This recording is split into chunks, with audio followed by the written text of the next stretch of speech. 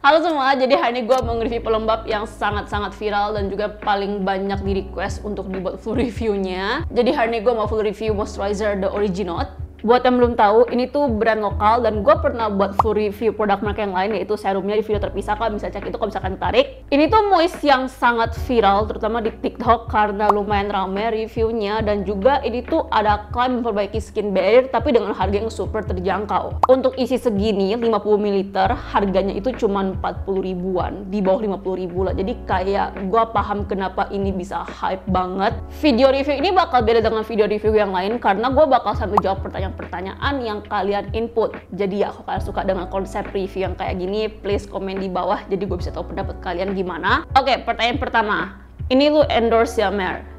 Iya, ini videonya itu di endorse, ini disponsori oleh The Original. Pertanyaan kedua adalah tentang tekstur dan juga feels-nya itu gimana. Jadi tekstur dari pelembab ini tuh gel, bukan watery gel, bukan creamy gel, tapi bener-bener gel. Gel yang cukup kental dan pas diaplikasikan ke wajah pun ya masih rada kental. Jadi bukan tipe yang bakal membaur kayak air. Dan finishnya itu rada licin dan sedikit lengket di wajah. Jadi ini bukan tipe pelembab yang bakal langsung ngeset dan cepat meresap ke wajah, tapi masih ada sensasi licinnya. Wajar sih karena ada glycerin di urutan kedua ingredients-nya dan juga itu sedikit lengket. Enggak mengganggu sih lengketnya, cuman ya kayak ada sticky feeling kalau misalnya kalian pegang. I would say ini bakal meresap sekitar ya 1 menitan lah. Bisa dipakai pagi dan malam hari kalau misalnya kalian tanya apakah ini terlalu boleh dipakai pas pagi hari.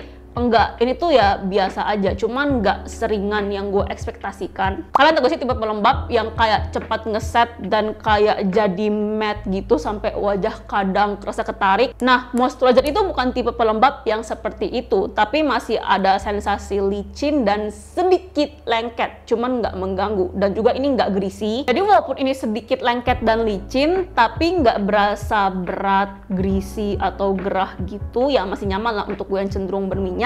Cuman ini bukan tipe pelembab yang oh my god ringan dan cepat meresap banget. Enggak, bukan tipe pelembab yang kayak gitu. Oh ya, buat key ingredients-nya ini tuh ada HA 7% yang dimana sangat tinggi dan juga itu asal kenapa moist ini viral banget.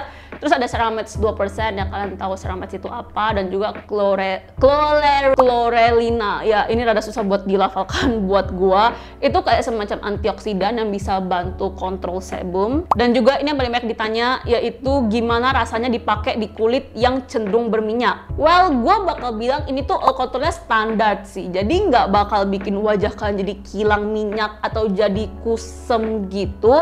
Cuman ini tuh oil controlnya bukan tipe yang oh my god minyak gue hilang seharian. Enggak juga sih, jadi kayak lebih ke biasa aja. Karena pas gue pakai ini tuh masih berminyak di daerah T-zone, cuman ya normal-normal aja sih di bagian ini gue yang cenderung normal. Jadi kalau misalnya kalian kombinasi berminyak kayak gue, ini tuh bakal aman dan ya mungkin kalian bakal suka sih. Cuman kalau misalnya tuh oily banget yang kayak minyakan semuka, mungkin kalian bakal merasa ini tuh kurang ringan. Karena sekali lagi, ini tipe pelembab yang licin dan sedikit lengket finishnya. Jadi mungkin bakal berasa kurang ringan kalau kalian oily semuka. Terus bagaimana untuk kalian yang kulitnya itu kering? Jadi gue tes ini ke adik gue yang kulitnya kering. Kalian tahu dia tuh kering banget kulitnya. Cuman dia bilang ini tuh biasa aja. Jadi ini bukan tipe pelembab yang lembabnya itu wow, hidrasinya intens, tapi lebih ke biasa aja sih lembabnya. Karena ini tuh lebih ke gel dan water base, jadi kayak kurang gitu moisture-nya. Jadi gue saranin untuk mix dengan oil biar lebih nampol sih. Kalau misalnya kulit kalian itu normal ke kering, mungkin kalian masih suka.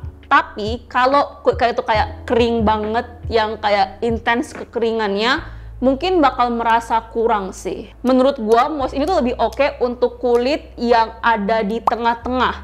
Jadi ya kayak normal atau kombinasi berminyak atau kombinasi kering. Tapi kalau kayak itu kayak super kering atau super berminyak, kayak di ujung spektrum itu, mungkin bakal merasa kurang cocok. Pertanyaan selanjutnya, apakah ini aman untuk kulit yang sensitif? Ini nggak ada reaksi negatif sih di kulit gua, nggak ada perih, nggak ada breakout, nggak ada hal-hal yang nggak mengenakan lainnya. Plus gak ada parfum, gak ada aroma aneh, dan juga gak ada bad alkohol. Jadi yes, ini bisa untuk sensitif. Tapi ada bahan pertimbangan lain yang bakal gua bahas di bagian minus. Terus apakah ini aman untuk dipakai habis exfol? Aman-aman aja sih, karena gak ada kandungan yang bentrok dengan bahan exfol seperti AHA AHA, BHA, dan retinol. Ini tuh basic moisturizer sih golongannya. Plus ini tuh nggak bikin perih dan hidrasinya itu lumayan. Jadi yes, bisa dipakai setelah exfo. Dan ini yang paling banyak ditanya, yaitu manfaat apa yang dirasain setelah pakai moisturizer ini. Apakah bisa untuk beruntusan? Apakah bisa untuk bekas jerawat kemerahan? Pokoknya efeknya itu gimana? Ini tuh basic moisturizer, dan juga gue udah sering bilang jangan terlalu mengandalkan basic skincare seperti moisturizer atau cleanser untuk mengatasi masalah tertentu seperti bekas jerawat atau beruntusan. Mungkin bisa karena emang ada pelembab yang bisa mengatasi masalah-masalah itu. Cuman gini loh, ini tuh kandungannya itu lebih condong ke menghidrasi ya, karena HA 7% lebih ke plumper, lebih ikut kayak lebih kenyal gitu, bukan untuk mengatasi bekas jerawat atau kayak beruntusan. Di gua pribadi, ini tuh adalah basic moisturizer yang berfungsi untuk melembabkan kulit. That's it. Poin gue adalah jangan terlalu mengandalkan satu basic produk untuk nyembuhin masalah kulit seperti beruntusan, bekas jerawat gitu-gitu. Menurut gue sih itu adalah kombinasi dari berbagai hal yang kalian lakukan seperti rajin pakai sunscreen, rajin double cleansing, bla bla bla. Terus ke pertanyaan yang juga lumayan banyak, yaitu apakah ini bisa memperbaiki skin barrier. Ini kan review personal gue, dan pas gue pakai ini tuh gue nggak ada masalah dengan skin barrier. Jadi gue nggak bisa bilang itu memperbaiki skin barrier berdasarkan pengalaman gue. Cuman kalau misalnya berdasarkan klaim, yes, ini ada ceramides 2% yang merupakan komponen yang bagus untuk memperbaiki skin barrier. Cuman kalau yang kalian maksudkan dengan skin barrier rusak adalah super kering di sini sampai kayak mengelupas, super merah-merah, ini mungkin bakal kurang sih, karena sekali lagi di gua pribadi dan adik gua ini tuh lembabnya enggak se-wow itu. Atau mungkin buat kalian yang pernah coba moisturizer ini, please komen di bawah jadi bisa saling sharing. Terus banyak juga nih ke gua bagusan ini atau moisturizer brand lain, cuman gua nggak bisa sebut merek karena ini video sponsor. Gini loh, kalau misalnya ini tuh harganya kayak 100-an ribu, gua mungkin bakal kayak oh biasa, karena ya wajar kan ratusan ribu dapetin kualitas kayak gini. Tapi karena ini harganya cuman di bawah 50 ribu, 40 ribuan, ya jelas gue kayak anjir, wow gitu loh. Kurang apple to apple untuk membandingkan ini dengan produk yang jauh lebih mahal. Dan sekarang kita ke bagian kekurangan. Ini minusnya itu apa aja? Minus yang pertama adalah gue kurang suka kemasan jarnya, karena ya gue mager buat buka ini, terus kayak bukanya kayak terus ambil.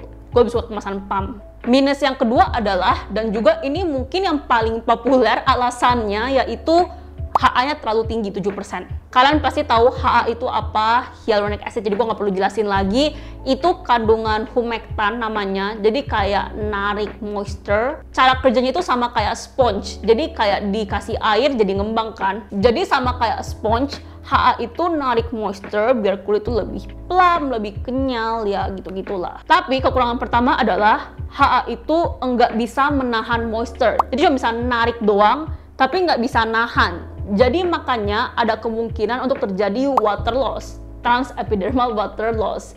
Jadi kan perlu namanya emollient. Tapi tenang aja, ini ada emollient, ada ceramides 2%. Jadi yes, bisa bantu mencegah water loss. Dan masalah kedua adalah HA yang molekulnya itu rendah, ada efek pro-inflammatory. Jadi HA itu ada berbagai jenis size, ada yang tinggi dan juga ada yang kecil molekulnya.